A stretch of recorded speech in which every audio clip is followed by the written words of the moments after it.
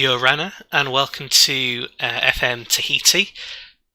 In this episode, we're going to try and fit in two matches. We've got an inter-island quarter-final coming up. Not quarter-final, jumped the gun a bit there. Second round against the Huahine Islanders, which if we win, then we get into the quarter-final, I believe. And then we're going to try and fit in the match in the Premiership afterwards against the Rapa feral cats, or the Rapa feral cats, which is an island from the Bass Islands that's quite big, but has lots of feral cats on, as well as people. So those are the two matches we've got coming up, but I'll just recap. So the last match I recorded for you all was against Tetaroa, where we beat them 4-0 in a kind of revenge thumping. And then we had two Mutiny Trophy matches in between. So we beat Shellfish 4-1, with Seth Waite coming on, starting instead of Manuel, get some fitness up and scoring 2 penalties. Which he earned. One of them was a bit dodgy, but the other one he earned. And semi-Gerard, or half-Gerard, one half of our pairing of Wallace and Gerard, the WAG, got 2 goals. So he carried on banging them in. Wallace didn't in this one, I think he did set one up. And then against the Takara Terrors, semi-Gerard got another brace. Even Weaver chipped in with a goal, and Chisholm scored as well, though Chisholm was on for Wallace because Wallace was getting a bit tired. So this strike partnership I mentioned last episode of Wallace and Gerard, who got their chance largely because, international call-ups, I tried to just keep them playing because they're absolutely banging them in. So if I just go to the TAC squad view, just highlight Wallace and Gerard currently. So if we go across to goals, Gerard's on 12 goals now. It's very early in the season. This is across all competitions, but he's got 12 goals. Wallace has got 5. There's also 3 assists for Gerard as well. No assists for Wallace. I was wrong about saying he had the assist in the other match. Wallace is getting a goal every kind of 77 minutes. And Gerard's currently on a goal every 43. He's banging in a goal a half. In fact, it's been 45 minutes since his last goal, so he should basically, when we play the next match, score one before the other team even get onto the pitch. He's doing that well. Winning plenty of headers, both of them. Getting plenty of shots off.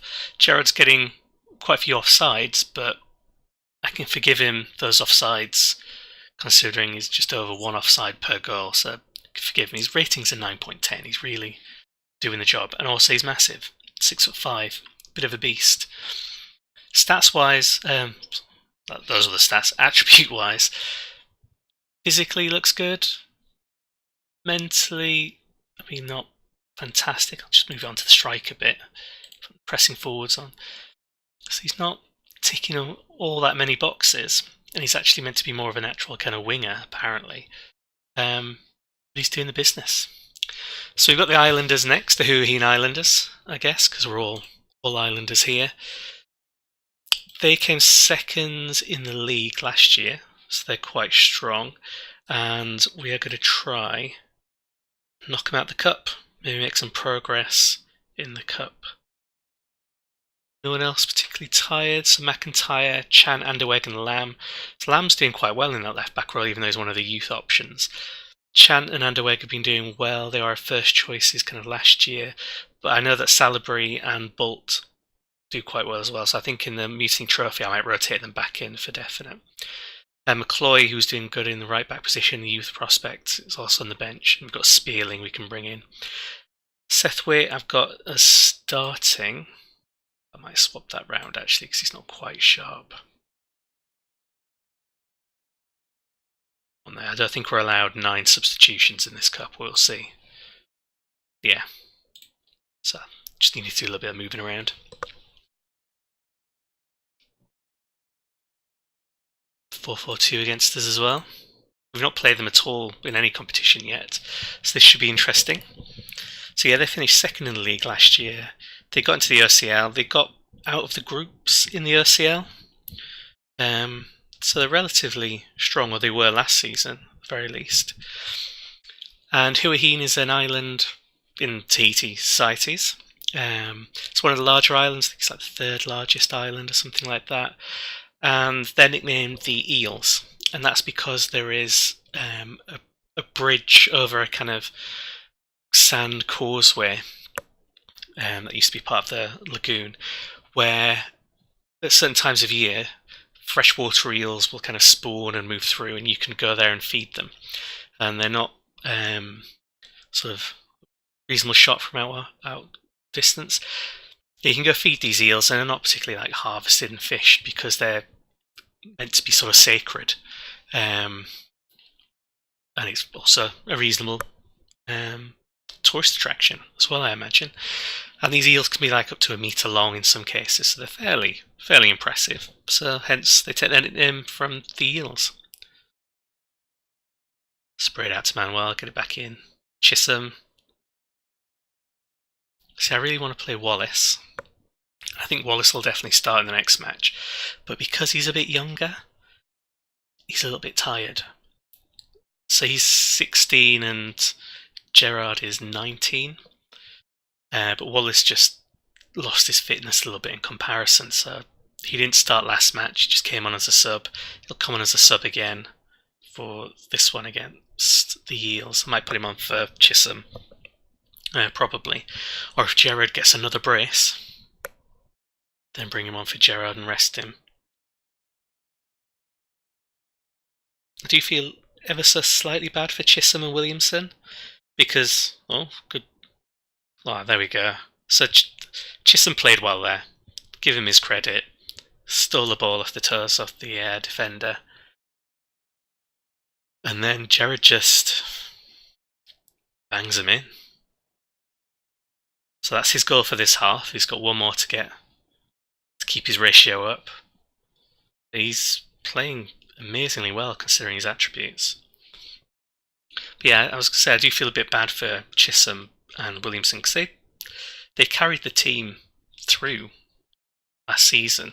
Williamson took over for Henderson, who is still out injured. So he's out like half of last season. He's still out now. He's still not fully fit, even though we do have a physio now. We finally managed to get physio to come along. And Williamson and Chisholm did well, but Gerard and Wallace have just started so strongly. And Wallace is kind of one of our, homegrown through the academy rather than players who are originally here. I just can't shift them, Chisholm and Gerard, especially because Chisholm gets a bit mouthy when you try and congratulate him on stuff like an international cap or an international goal, rather than taking it in the way it's meant. He just gets a bit mardy. There's lots of interest in Chisholm and Williamson as well, though, so if towards the end of the season, because I think I'll keep them, they get a bit unhappy because they're not playing as much, assuming, Wallace and Gerard keep it up, then I can probably let one of them go. Probably Williamson, if I had to choose. Happy, keep it up. Let's bring on Wallace. Let's get the Wags firing. It's not quite as good a name as the SAS for Shearer and Sutton, but it'll do.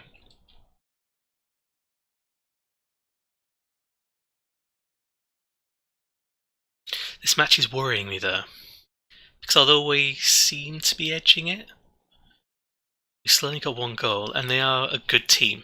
They're meant to be up there. They were predicted to be up there. Some of their players were predicted to be top goal scorers. I think so. Tissot, for example, Fred Tissot. Yep. So Tissot was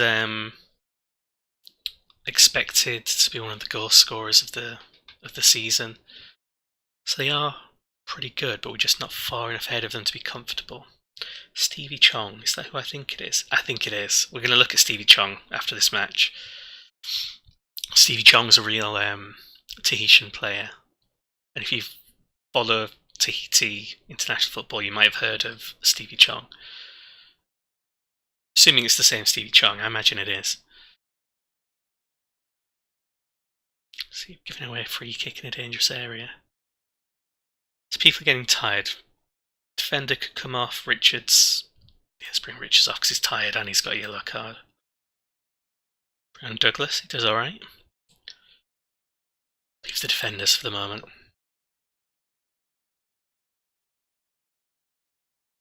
Ball does its job.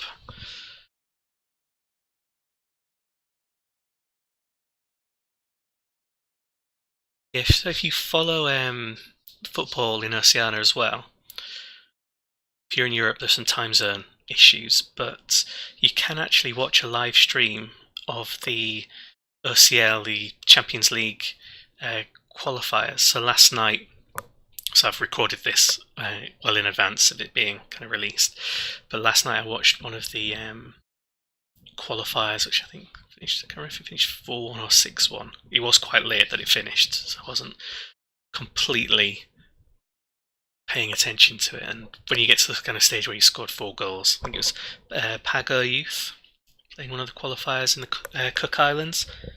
Yeah, but it was really nice to watch. No commentary or anything like that, because it's just streamed from the kind of cameras that they have there. And you can just see the kind of relative paradise that they're playing in compared to where we are. Raining pretty heavily where I am at the moment. And Higgins. It was just nice to watch. Stream it. Different level of football. So I could have watched the FA Cup highlights, which there were some good highlights. So again, to kind of date when this video was being made, is when Man United and Arsenal were playing. I could have gone and watched that again, or watch Pago Youth take on another team in the OCL qualifiers. So I think where possible, I'm going to try and watch those live streams. If you just go to the OCL website, you can find the live streams on there. Add them to your calendar. It gives you the countdown to when the actual matches go live. It's just a bit different.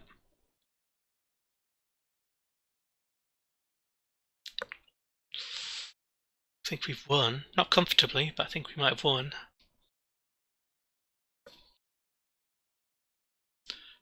Not sure why we've got it on the I know why we've got it in event updates, because we must have had it on table beforehand, and there is no table because it's the cup.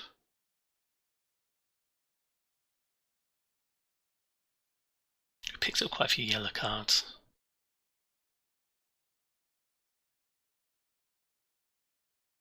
I think it's a cumulative yellow card and suspension system, so these will count.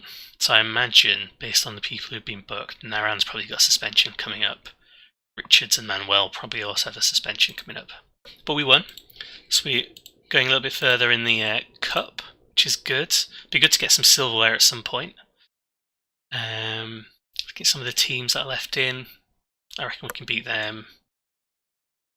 I'm assuming we can beat Bora Bora. Tahiti, I don't know, because they're quite a big team, quite a strong team.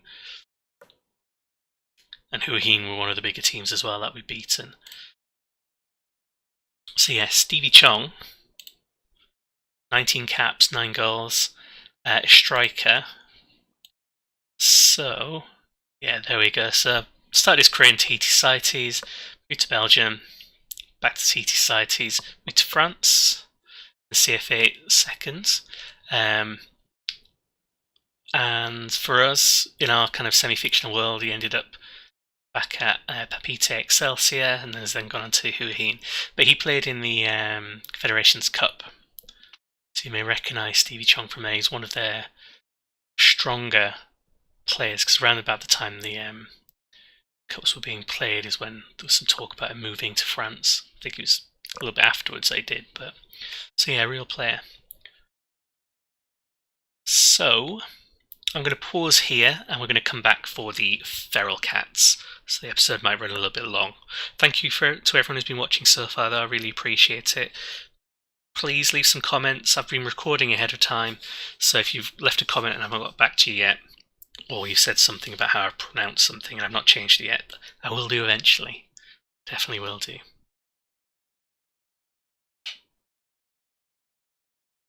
So we're back now. Just about to take on the Rapa feral cats. We had the quarterfinal draw for the Inter-Island Cup. So we have Uahuka Chevres in the quarterfinals. We've never lost to them apparently, so we played them twice in the championship last season, beat them twice. The current holders, Taha, who are bottom of the table here, are still in the competition, although they scraped through, so they're still on to defend their kind of crown. But then they don't look like they're doing well in the league. They've shipped a lot of goals, 10 goals already. So interesting to see what happens to them, because I really like them. I really like their kind of badge and the history of the island and how it's connected to the other island, Skybrights, the Raiatea Island.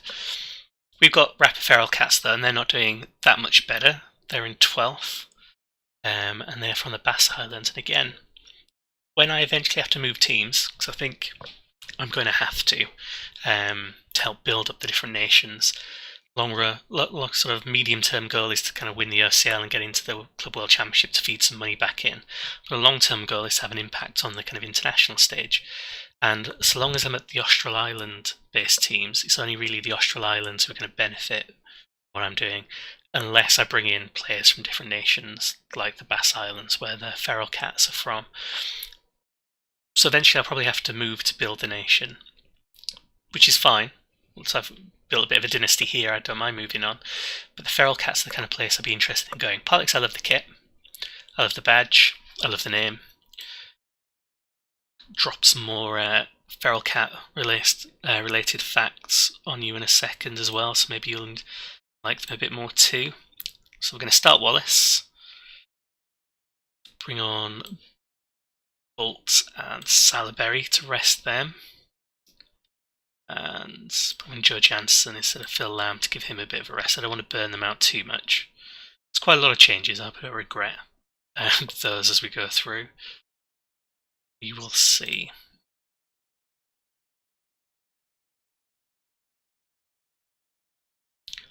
Four, 4-1-1. I really don't like playing against it. I think it might just be jealousy there. So I've not got it to work for me before.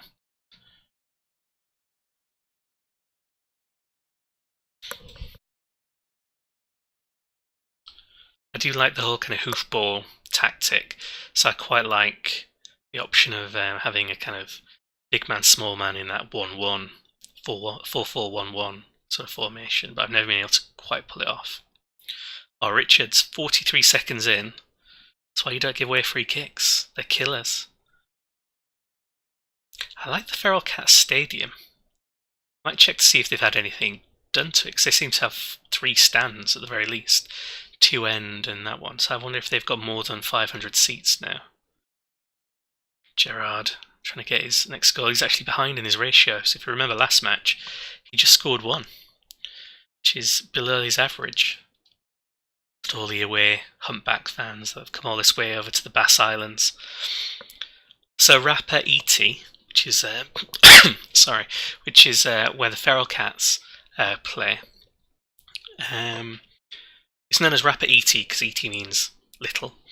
And Rapa Nui is Easter Island, which you may be familiar with, the big stone heads on, over more towards Chile. It's outside of French Polynesia, but still in Polynesia. Oh, Wallace and Gerard link up. This is why maybe Gerard only got 1 last match. He needs his preferred strike partner because they just connect. He did really well to chase that down on the through ball and just he knew exactly where he was. That's the connection. They're simpatico. They know what's going on. Interrupting my story about Rapa with their goal. So Rapa Nui is the large island, Easter Island. Rapa ET, so not to be confused, is the smaller one far, far away. And it's probably one of the furthest Bass Islands. It's the furthest one in the chain for the teams we've got. But it's quite far. It's a really interesting sort of shaped island because it's basically like a sunken volcano crater. And it's got a reasonable population on there. But if you look at the... Gone Wallace, almost.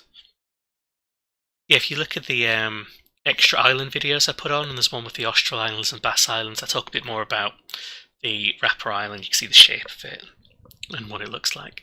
But like a lot of islands, they have an issue with feral animals that were introduced to the island. So there's feral cats. This island has got quite a few feral cats, apparently. Or have done historically. I don't know whether they still do, because I've never been. But I'm quite happy to go out there and find out if someone's willing to sponsor me.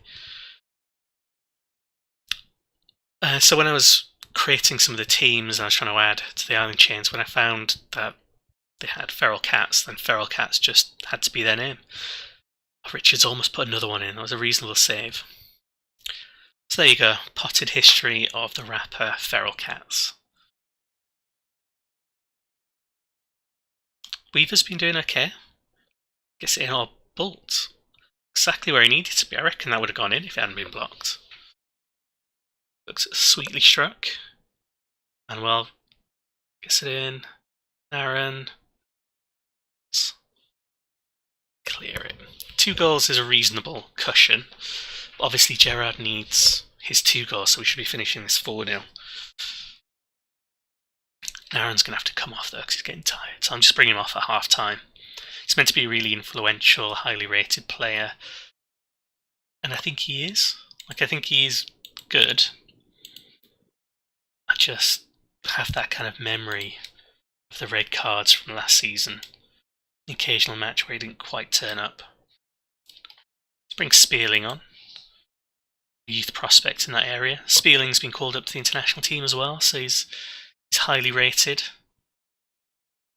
I say highly rated. He's rated enough to get into the international team. The pool of international players for the Austral Islands isn't huge yet, so I still don't think we're at a stage where we can actually take on international management as the Austral Islands manager. I think we're very close there, because I think it's something like 100, 110, 120-ish, maybe 150 players you need in the pool. I should probably check that. Seems quite important, really, doesn't it? Currently, we're top. Moria have a game in hand, which I expect them to win. Importantly, we're getting momentum and getting the points and staying in the top 2 now. If we kind of embed ourselves in there for a bit so we know that we're going to get into the OCL places, that would be great. And I wouldn't be upset if we fell off the pace after that. Wallace. We seem like we brought a lot of away fans compared to their fans. Don't know if it's just because we're all in the same stand and it's a smaller stand and they're squished together, but should be ashamed of themselves if that's all they've managed to bring. We've travelled a long distance. Oh, get in, Manuel. That's a good tackle. Go on, Gerard. Oh, well struck. Just wasn't to be. Manuel made all that though with his super diving tackle. Wallace at the back post. He sneaks into those areas. He's not as tall as the others. I mean, he's still above average height. We established this in the previous episode, but he's just not 6'5" that Gerard is, for example. Richards and Wallace are both getting tired. Douglas on again. Let's bring Wallace off. I don't want to burn him out. And he's got such a good partnership with Gerard, I don't really want to burn either of them out, but he's definitely not as fit. Straight through the back of him, tripped him up.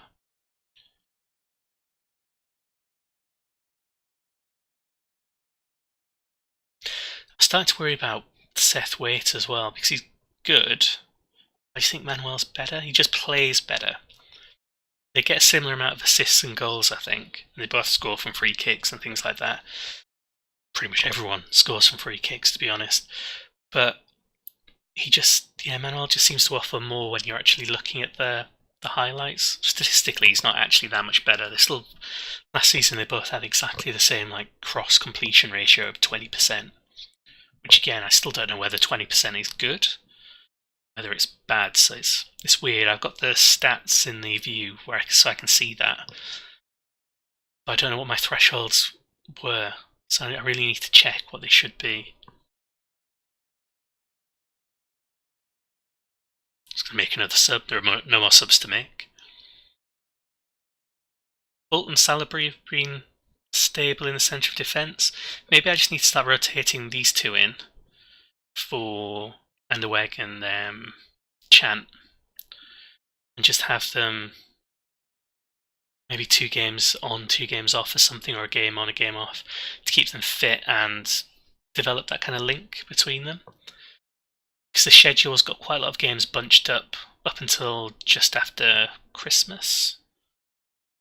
and then sort of April onwards, sometimes you have like 2-3 games a month, sometimes one, depending on what's going on with the cups and things like that. So it's rotating them now should hopefully mean we can keep up this level of performance. Jansen lets it run, why not? I think this is the end of the match, isn't it? There we go. Apparently we were outstanding. I wouldn't go as far as saying outstanding. We were good, but not outstanding. And disappointingly, Jared didn't score. Got enough. He's done enough. He's got enough goals in the bank now. He's not far off being one of our top goal scorers, because Henderson and Chisholm weren't that much higher than him after an entire season. So there we go. I shall probably end it here, other than just checking what's going with the Feral Cats facilities. Just the 500 all-seater, the Rockfort. So yeah, nothing extra going on there. It's just a different looking pitch, different looking stadium, which is quite good. So yes, I shall end here. We're still top, although that could change when Moria win their game in hand, just based on goal difference. But Wallace and Gerrard still 5 league goals each, doing the business. Some amazing average ratings. Some good assists coming in. So thanks for watching, and next match I will probably play on a couple of league matches, and then maybe come back for the... I'm not going to play a couple of league matches. I'm going to play this one, and then come back for Moria. Then I'll play Bora Bora, and then we'll come back for the Cup matches, or something like that. But basically, we're going to watch the match against the reigning champions. That's going to happen. Thanks for watching.